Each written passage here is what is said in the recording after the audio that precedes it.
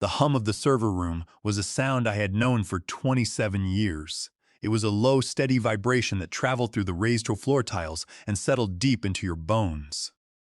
Most people found it annoying, a relentless drone that gave them a headache after 10 minutes. But for me, Gordon, a 54-year-old systems architect who had spent his entire career building the invisible scaffolding that held this company together, that hum was the sound of a steady heartbeat. It meant the databases were replicating, the load balancers were distributing traffic, and the off-site mirrors were syncing perfectly. I had started at the company back when the primary storage was still spinning disks the size of dinner plates, and I had stayed through every migration, every reorganization, and every new executive who thought they could revolutionize the workflow by now renaming the departments. My workspace was a testament to that longevity. While the rest of the floor had been renovated to feature open concept desks, glass partitions, and ergonomic chairs that cost more than my first car, I had negotiated to keep my original cubicle tucked away in the corner near the freight elevator. The walls were covered in faded network topology diagrams, vendor contact sheets from a decade ago, and a single framed photograph of a hiking trip I took to the Cascades back in 2011. But the most important item in my cubicle was not the dual monitors or the mechanical keyboard I had custom built. It was a beige, heavy plastic desk phone with a coiled cord that sat squarely next to my coffee mug. It looked like a prop from a Cold War movie, completely out of place next to the sleek laptops and wireless headsets everyone else used. That phone was not just a relic. It was the anchor of a disaster recovery protocol I had designed and implemented over a decade ago. We called it the dead man's switch. Though the actual documentation buried deep in an archive, no one read anymore referred to it simply as Protocol Delta. Every 8 hours, the phone sent a tiny voltage spike, a digital handshake, across a dedicated copper line to the core servers down in the basement. As long as that signal arrived, the system knew the primary network architect was alive, present, and the facility was secure. If the signal failed, the system would begin a silent countdown. If the countdown reached 120 hours without a manual override, the servers would assume a catastrophic facility loss. They would isolate the network, lock down the Active Directory, sever external vendor connections, and begin spinning up the bare metal backup cluster located 95 miles away in a secure bunker. It was a nuclear option designed for the days before reliable cloud failovers, and it was still active because it worked flawlessly. I liked the quiet anonymity of my job. I was the guy they copied on emails when a legacy application started throwing memory errors, but otherwise, they left me alone. The younger engineers, kids fresh out of university, who thought they could solve any problem with a new JavaScript framework, treated me like a piece of antique furniture. They respected the fact that I knew where all the digital bodies were buried, but they didn't really understand what I did all day. Oliver, a 24-year-old junior technician who sat a few rows over, was the only one who occasionally asked me questions about the old architecture. I liked Oliver. He had the right kind of curiosity, the kind that wanted to understand how the plumbing worked before trying to replace the sink. Everything changed on a rainy Monday morning in early October. The company had recently hired a new vice president of efficiency and transformation, a title that sounded like it had been generated by an algorithm. His name was Julian. Julian was 32 years old, wore tailored suits that looked slightly too tight, and spoke entirely in corporate buzzwords. He had spent his first 2 weeks scheduling back-to-back meetings, demanding organizational charts, and talking loudly on his headset while pacing the hallways.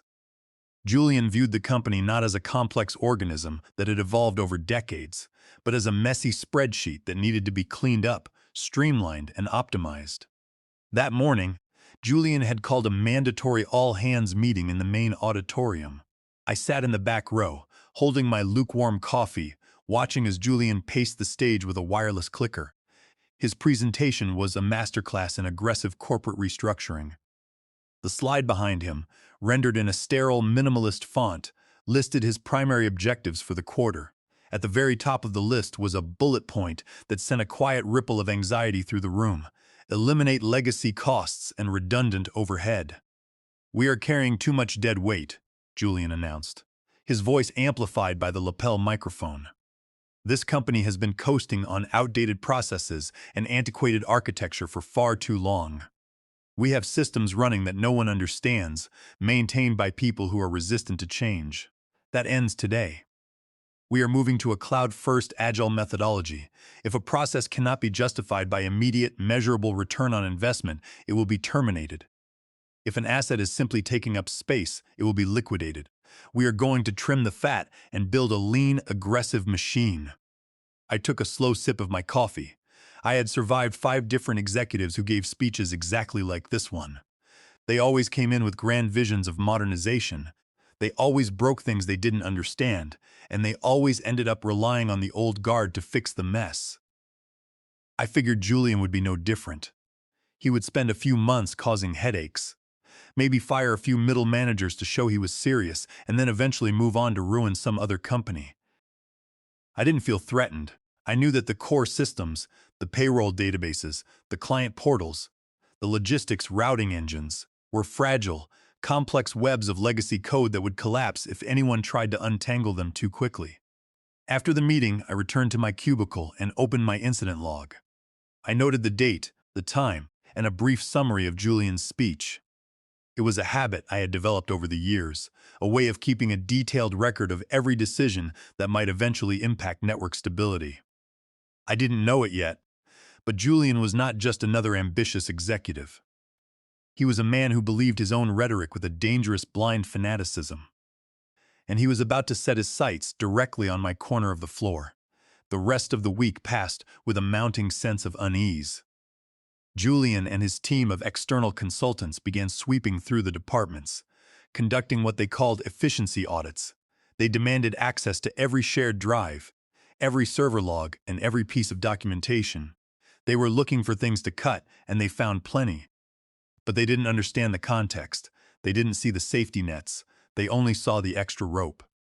I kept my head down, maintained the regular patching schedules, and made sure my beige desk phone stayed exactly where it was, quietly pulsing its vital signal to the basement servers every 8 hours, keeping the digital heart of the company beating in the dark.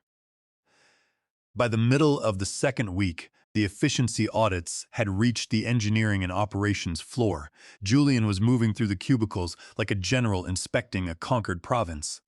He was flanked by 2 consultants who nodded at everything he said and scribbled furiously on their tablets. I watched from my corner as they stopped at Oliver's desk.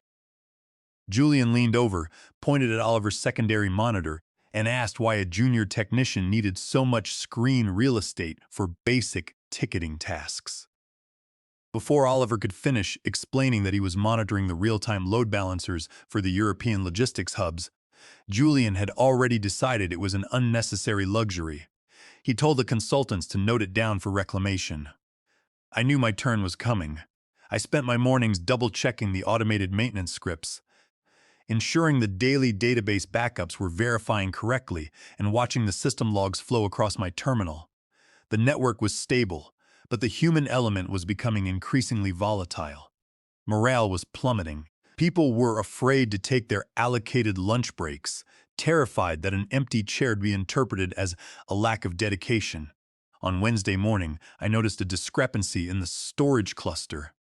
A set of automated scripts I had written back in 2004, designed to rotate and compress the massive audit logs generated by our financial compliance software, had failed to execute.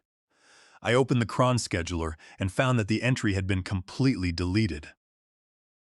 I ran a quick query on the Active Directory logs and saw that the deletion had been authorized by Julian's newly created super admin account. He had bypassed the standard change management protocols entirely. I stood up, smoothed the wrinkles out of my sensible slacks, and walked over to Julian's glass-walled office. I knocked politely on the open door. Julian was staring at his laptop, intensely typing an email. He held up a single finger, silently commanding me to wait. After a full minute, he turned his head and looked at me with a mixture of annoyance and complete indifference. "Yes?" Julian asked, not bothering to offer a greeting. "Julian, I'm Gordon. I'm the senior systems architect. I noticed that the log rotation scripts for the compliance cluster were removed from the schedule this morning under your credentials. I need to reinstate them immediately. Julian sighed, steepled his fingers, and leaned back in his expensive chair. Gordon, right, the legacy guy. Yes, I purged several dozen scheduled tasks this morning. My team ran an analysis, and those scripts hadn't been updated or modified in over a decade. They were taking up processing cycles and generating zero actionable data. We don't keep obsolete junk running just because it's always been there. I kept my voice calm and even. Those scripts haven't been updated because they work perfectly. They compress the financial audit logs and move them to cold storage. If those logs are left uncompressed on the primary active array, they will fill the available disk space within 48 hours. When the disk reaches 100% capacity, the compliance software will hard crash, which will trigger an automatic freeze on all outbound financial transactions to remain compliant with federal regulations. Julian offered a condescending, tight-lipped smile. Gordon, I appreciate your concern, but that sounds like a fundamental design flaw. Modern systems don't crash because a text file gets too big. We are moving to a dynamic storage allocation model on the cloud next month anyway. In the meantime, I'm not reinstating an archaic script just because you're afraid of the system breaking. If it breaks, we will agilely develop a modern solution. We are not a museum. It's not a design flaw, it's a hard limit set by the federal auditors, I replied, feeling a familiar, cold knot tightening in my stomach. If you don't let me put the script back, the financial cluster will go down by Friday afternoon. Then I suggest you figure out a better, more efficient way to handle it before Friday, Julian said, turning back to his laptop. Now, if you'll excuse me, I have actual strategic initiatives to finalize. We are done here. I walked back to my cubicle. I didn't reinstate the script. I had warned the vice president. I had documented the interaction in my personal log, and I was not about to engage in a shadow war over a cron job. If Julian wanted to see what happened when you ripped out the load-bearing walls of a house you didn't understand, I was going to let the roof fall in. I opened my terminal, routed a localized alert to my own dashboard, and waited. By Friday afternoon, the inevitable happened. At exactly 2:15 in the afternoon, my dashboard flashed red. The primary storage array for the compliance cluster had reached maximum capacity. 3 minutes later, the financial software initiated an emergency halt. I leaned back in my chair, sipping my coffee, and watched the chaos unfold. Across the floor, phones began ringing simultaneously. The customer service representatives started standing up, waving their hands, shouting that the payment gateways were returning hard errors. Oliver sprinted past my cubicle, his face pale, muttering about database locks. The entire outbound logistics pipeline froze because the system couldn't verify the escrow funds for the freight carriers. Within 20 minutes, a multi-million-dollar operation had ground to an absolute, shuddering halt. Julian burst out of his office, his face flushed red with anger and panic. He began barking orders at the junior engineers, demanding they restart the servers, flush the cache, do whatever it took to get the money moving again. Oliver tried to explain that the disk was completely full and the database couldn't even write a crash log, let alone restart, but Julian wouldn't listen. He just yelled louder, insisting it was a network routing issue. I sat there in the corner, entirely unbothered. I opened a terminal window, connected directly to the storage array via a backdoor secure shell I had established years ago, and ran a manual compression command on the oldest log files. It took about 12 minutes for the processor to chew through the data, freeing up just enough space for the database to breathe. Once the space was available, I quietly restarted the compliance service. The red alerts on the floor slowly turned green. The payment gateways cleared. The crisis passed. I had fixed it, but I left no trace that it was me. Let Julian think the system had magically healed itself. Let him think his aggressive yelling had somehow convinced the servers to cooperate. I had learned long ago that saving people who didn't respect you only taught them that they could afford to be reckless. The real disaster was still waiting in the wings, and Julian was sprinting straight toward it. I looked at my beige desk phone. The small green indicator light was steady. The heartbeat was strong. I packed up my bag and went home for the weekend, fully aware that the war had just begun. The following Monday brought a chill to the office that had nothing to do with the air conditioning. Julian, deeply embarrassed by the Friday afternoon outage but utterly unwilling to admit fault, had decided to double down on his efficiency mandate. He declared it was time for a comprehensive physical audit of the operations floor. He wanted every desk inspected, every unauthorized piece of hardware confiscated, and every non-standard configuration standardized. He called it Operation Clean Sweep, a name so profoundly arrogant it almost sounded like a parody. I arrived at my usual time, placed my travel mug on my desk, and settled in to review the weekend server health reports. The off-site disaster recovery mirrors in the bunker were syncing perfectly, holding terabytes of encrypted company history safely away from Julian's destructive hands. I was halfway through a complex SQL query when I heard the unmistakable, heavy footsteps of Julian and his entourage approaching my aisle. He was accompanied by a nervous-looking facility manager pushing a large gray plastic cart. The cart was already half full of confiscated items: personal wireless routers, ergonomic keyboards, novelty USB drives, and an assortment of desk fans. Julian was pointing at things, making sharp, dismissive gestures, and the facility manager was dutifully tossing them into the bin. They stopped at my cubicle.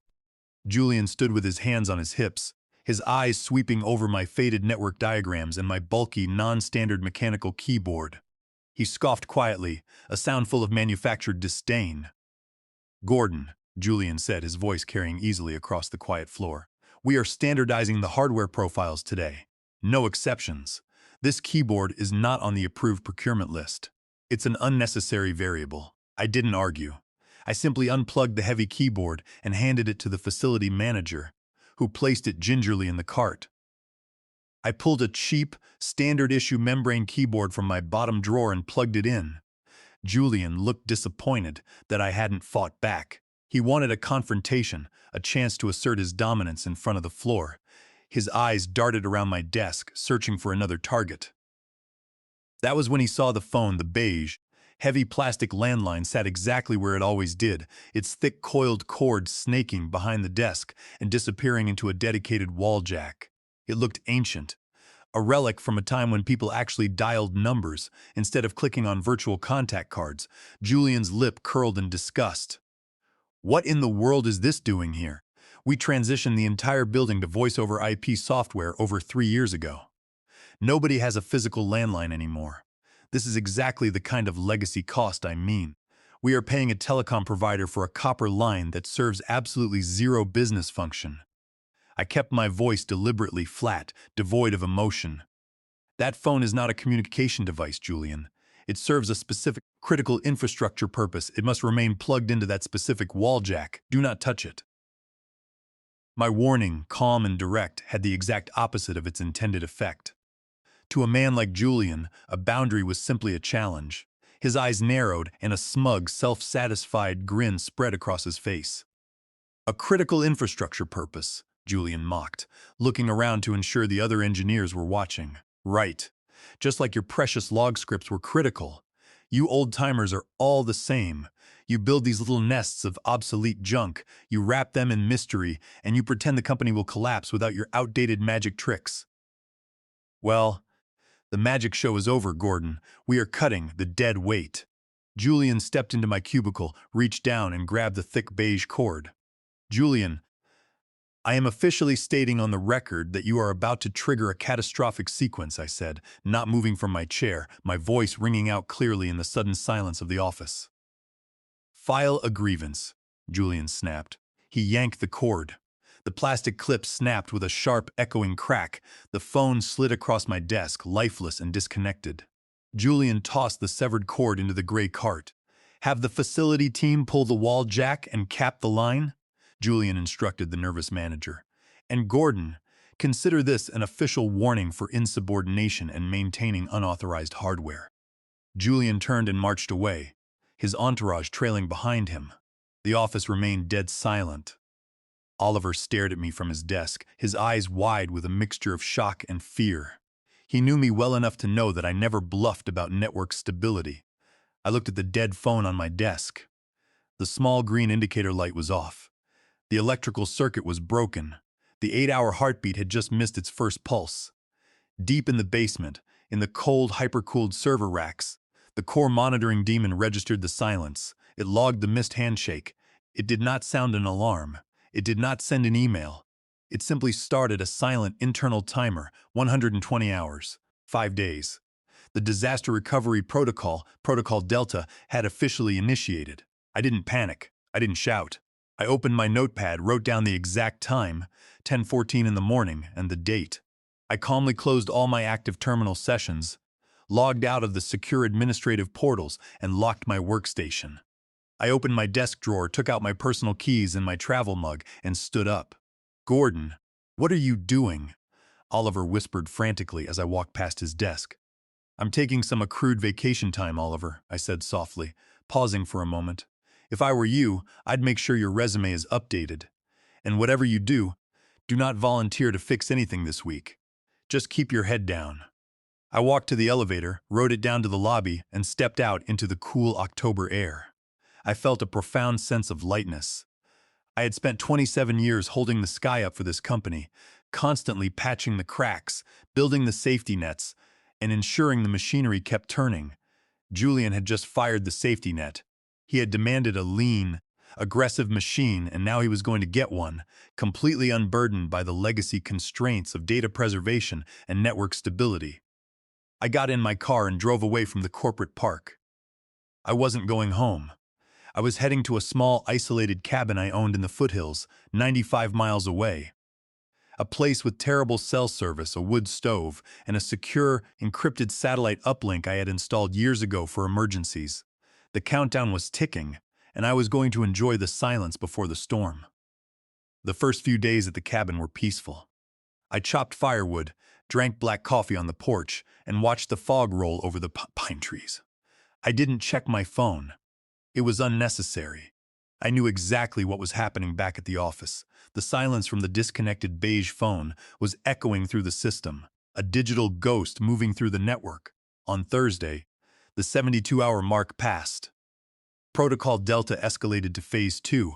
The system, assuming a major localized catastrophe that prevented the primary architect from checking in, began quietly locking down external access points. It severed the automated application programming interfaces that connected our logistics databases to the third-party freight carriers.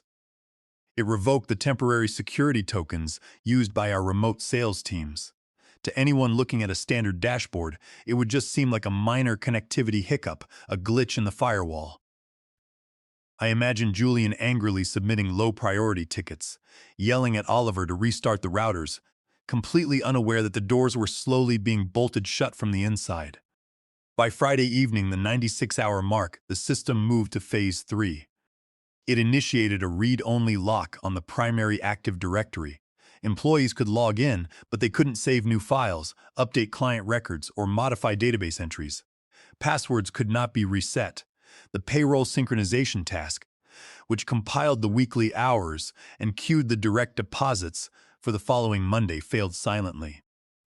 The system was battening down the hatches, preserving the integrity of the data in preparation for the final failover. I sat by the wood stove on Saturday morning, exactly 120 hours after Julian had yanked the cord. 10:14 in the morning, I poured myself a fresh cup of coffee, opened my encrypted laptop, and connected to the satellite uplink. I booted up a vintage terminal shell, routed through 3 layers of anonymous proxies, and established a read-only connection to the off-site bunker's monitoring array. I watched the text scroll down the black screen. Critical Delta initiated. Isolating. Primary facilicity. Purging mounting tables engaging bare metal failover. It was a thing of terrifying algorithmic beauty. Down in the basement of the corporate headquarters, the core routers flushed their routing tables. The firewalls slammed shut, dropping every single inbound and outbound connection. The internal domain name servers wiped their records.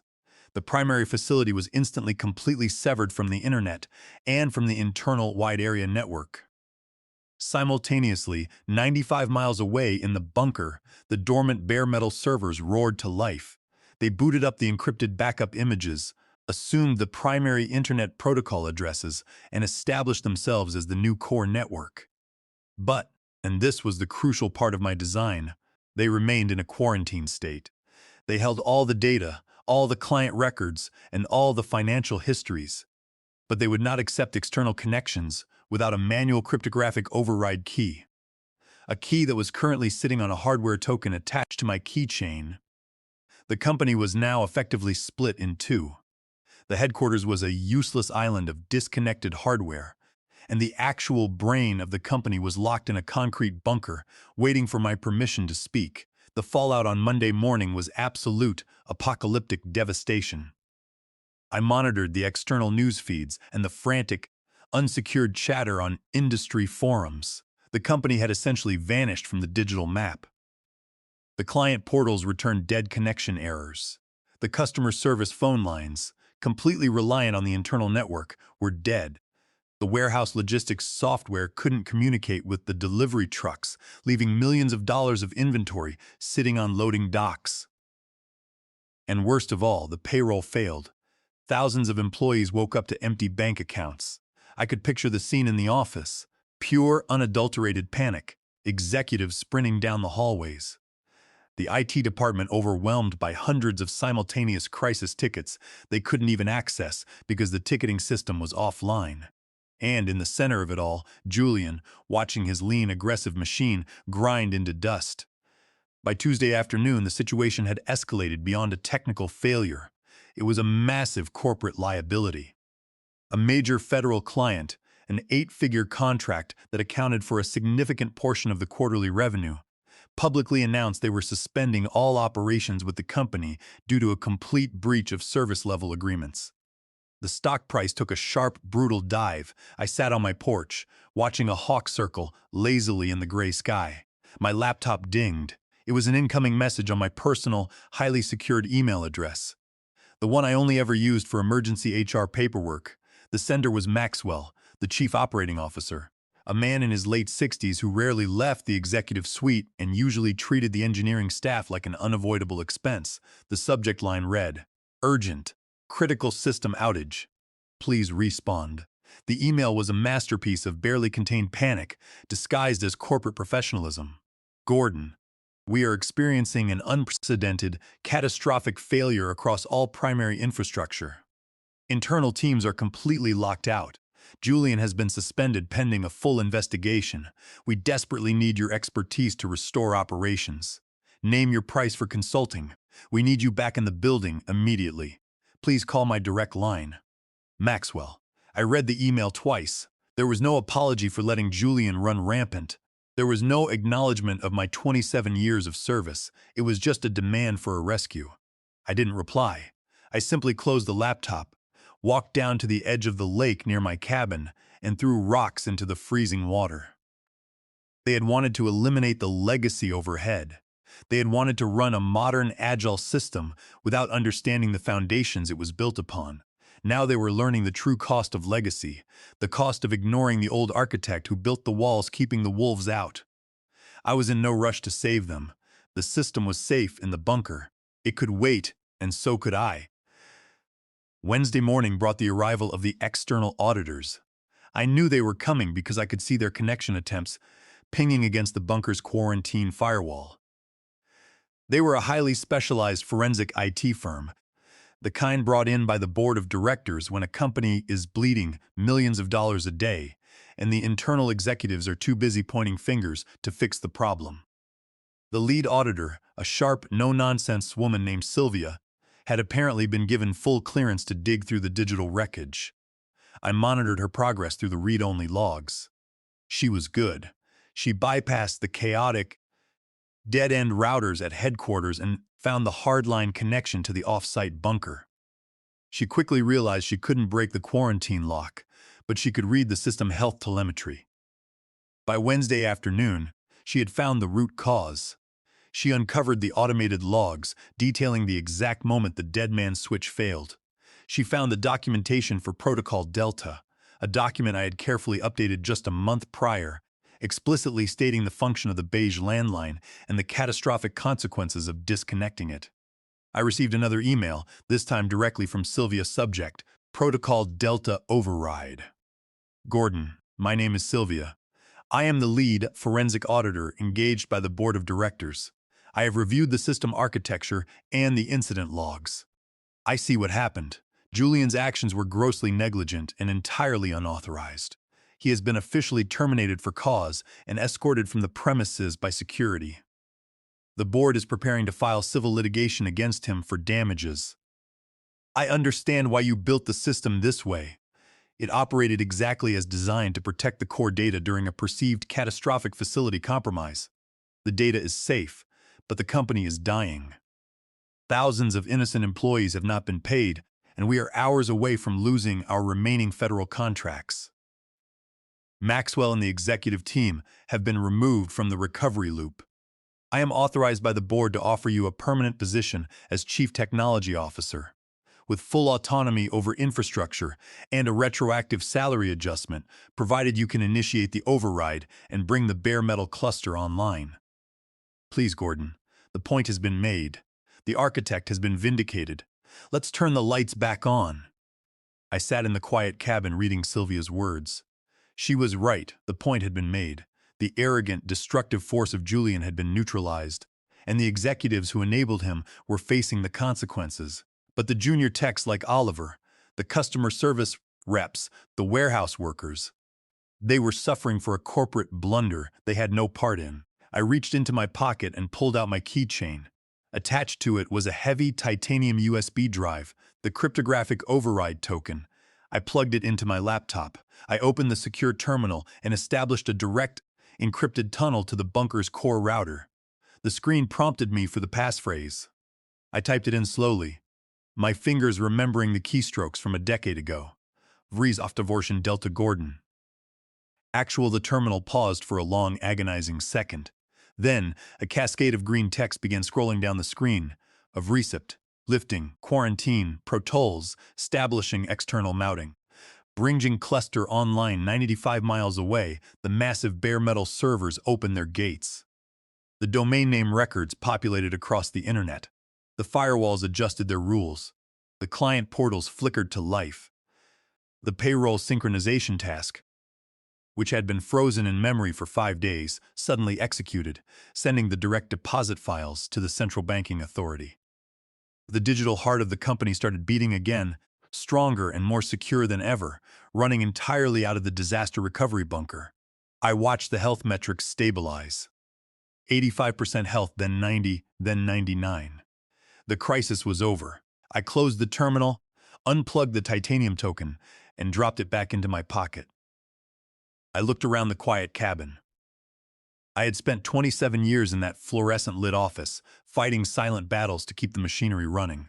I had been offered the Chief Technology Officer position, a corner office, and all the validation I could ever want. I drafted a brief single-paragraph reply to Sylvia. Sylvia, the system is online. The data integrity is 100%. You will find the complete administrative handover credentials in a secure file on the root directory. Recommend promoting Oliver to Junior Systems Administrator. He knows the architecture better than anyone else left in that building. As for the CTO offer, I decline. I am officially taking my retirement, effective immediately. Do not contact me again. I hit send. I shut down the laptop, closed the lid, and walked out onto the porch. The fog had lifted, revealing the sharp, jagged peaks of the mountains in the distance. The air was cold and clean. The hum of the server room was finally gone from my bones. I was 54 years old. The legacy overhead had been permanently eliminated. And for the first time in nearly 3 decades, the network was no longer my problem. I went inside, grabbed my fishing rod, and headed down to the lake.